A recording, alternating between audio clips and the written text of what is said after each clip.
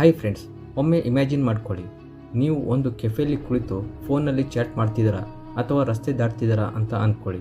ಇವು ತುಂಬಾ ಸಾಮಾನ್ಯ ಕೆಲಸಗಳು. ಆದರೆ ಒಬ್ಬ ರಹಸ್ಯ ಪೊಲೀಸ್ ನಿಮ್ಮ ಪ್ರತಿ ಹೆಜ್ಜೆಯನ್ನು ಪ್ರತಿ ಸೆಕೆಂಡ್ ಕೂಡ ಗಮನಿಸುತ್ತಿದ್ದಾನೆ ಅಂದರೆ ಹೇಗಿರುತ್ತೆ? ಕಲ್ಪಿಸಿಕೊಳ್ಳುವುದೇ ಭಯಾನಕ ಅಲ್ವಾ? ಆದರೆ ಇದು ಚೀನಾದಲ್ಲಿ ನಿಜವಾಗಿಯೂ ನಡೆಯುತ್ತಿದೆ.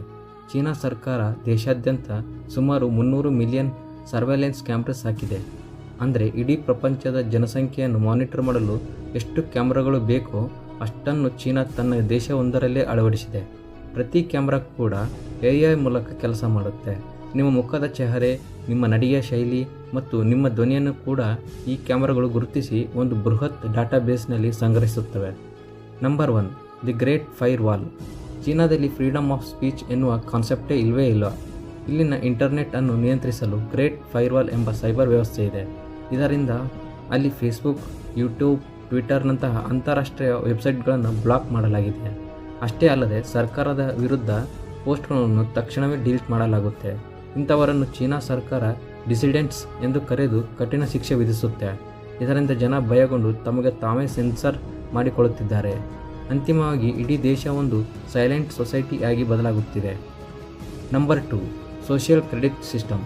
ಇದು ಜನರ ಪಾಲಿಗೆ ಒಂದು ಡಿಜಿಟಲ್ ಕೇಸ್ ಅಥವಾ ಡಿಜಿಟಲ್ ಪಂಜರವಿದ್ದಂತೆ.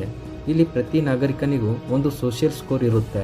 ಸ್ಕೋರ್ ಹೇಗೆ ಕಡಿಮೆ ಆಗುತ್ತೆ ಅಂದರೆ, ಬಿಲ್ ಸರಿಯಾದ ಸಮಯಕ್ಕೆ ಪಾವತಿಸದಿದ್ದರೆ, ಟ್ರಾಫಿಕ್ ನಿಯಮ ಉಲ್ಲಂಘಿಸಿದರೆ ಅಥವಾ ರಸ್ತೆಯಲ್ಲಿ ಕಸ ಎಸೆಸಿದರೆ, ಸರ್ಕಾರವನ್ನು ಟೀಕಿಸಿದರೆ, ಕಡಿಮೆ ಸ್ಕೋರ್ ಇರುವವರ ಜೊತೆ ಸ್ನೇಹ ಬೆಳೆಸಿದರೆ ಇದನ್ನು ಜಾಯಿಂಟ್ ಪನಿಷ್ಮೆಂಟ್ ಎನ್ನಲಾಗುತ್ತೆ.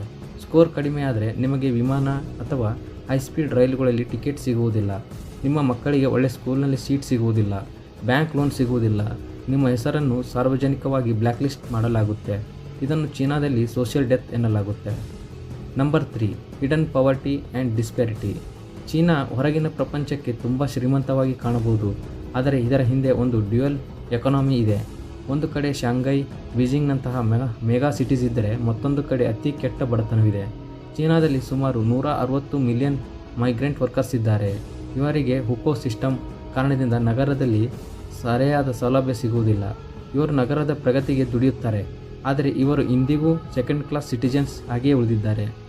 ಸರ್ಕಾರವು ಅಂಕಿಅಂಶಗಳನ್ನು ಬದಲಿಸಿ ಚೀನಾದಲ್ಲಿ ಬಡತನವೇ ಇಲ್ಲ ಎಂದು ಸುಳ್ಳು ಹೇಳುತ್ತಿದೆ. Number 4, controlling the narrative. China ಸರ್ಕಾರ ಮೀಡಿಯಾ, ರೇಡಿಯೋ ಮತ್ತು ಶಾಲಾ ಪಠ್ಯಪುಸ್ತಕಗಳನ್ನು ಸಂಪೂರ್ಣವಾಗಿ ನಿಯಂತ್ರಿಸುತ್ತೆ.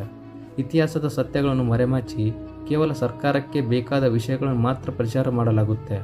ಉದಾಹರಣೆಗೆ, ಕ್ಸಿಂಜಿಯಾಂಗ್ ಪ್ರಾಂತ್ಯದಲ್ಲಿ ಉಯ್ಘರ್ ಮುಸ್ಲಿಮ್ಸ್ ಮೇಲೆ ನಡೆಯುತ್ತಿರುವ ದೌರ್ಜನ್ಯಗಳನ್ನು ಚೀನಾ ಸರ್ಕಾರ ರಾಷ್ಟ್ರೀಯ ಬದ್ಧತೆಯ ಹೆಸರಿನಲ್ಲಿ ಮುಚ್ಚಿಡುತ್ತಿದೆ. ಇವುಗಳನ್ನು ಎಜುಕೇಷನ್ ಕ್ಯಾಂಪಸ್ ಎಂದು ಕರೆದು ಜನರ ಸಂಸ್ಕೃತಿಯನ್ನು ಅಳಿಸಲು ಪ್ರಯತ್ನಿಸುತ್ತಿದೆ. ಕೊನೆಯದಾಗಿ, ಚೀನಾ ಇಂದು ಒಂದು ಟೆಕ್ ಡಿಕ್ಟೇಟರ್ಶಿಪ್ ಆಗಿ ಬದಲಾಗಿದೆ. ಅಲ್ಲಿ ಅಭಿವೃದ್ಧಿ ಇದೆ, ಆದರೆ ಸ್ವಾತಂತ್ರ್ಯವಿಲ್ಲ. ನಮ್ಮ ದೇಶದ ಸ್ವಾತಂತ್ರ್ಯವನ್ನು ನಾವು ಎಷ್ಟು ಗೌರವಿಸಬೇಕು ಮತ್ತು ಕಾಪಾಡಿಕೊಳ್ಳಬೇಕು ಎಂದು ಈ ಚೀನಾದ ಕಥೆಯಿಂದ ನಮಗೆ ತಿಳಿಯುತ್ತೆ. ಸ್ವಾತಂತ್ರ್ಯ ಎಂಬುದು ಉಚಿತವಾಗಿ ಸಿಗುವ ವಸ್ತುವಲ್ಲ, ಅದನ್ನು ಉಳಿಸಿಕೊಳ್ಳುವುದು ನಮ್ಮ ಜವಾಬ್ದಾರಿ. ಈ ಬಗ್ಗೆ ನಿಮ್ಮ ಅಭಿಪ್ರಾಯವನ್ನು ಕಮೆಂಟ್ ಮಾಡಿ ತಿಳಿಸಿ. ಧನ್ಯವಾದಗಳು. ಜೈ ಹಿಂದ್.